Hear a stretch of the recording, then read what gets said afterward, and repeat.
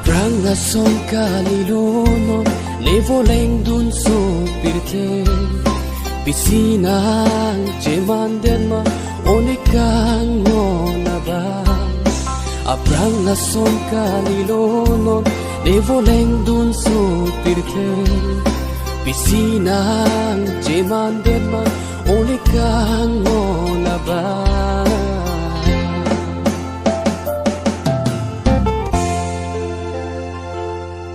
Nagpanang teglong chengpe sing vinang do ichena nagpanang long le aloti viri det bone kai chena